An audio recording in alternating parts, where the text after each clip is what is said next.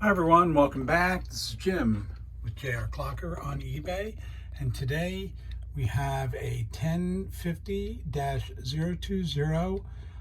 This is a 45 centimeter. The pendulum on it right now is not the correct one and is not included. It does have a hand nut, and it's really running well. It needs to be cleaned.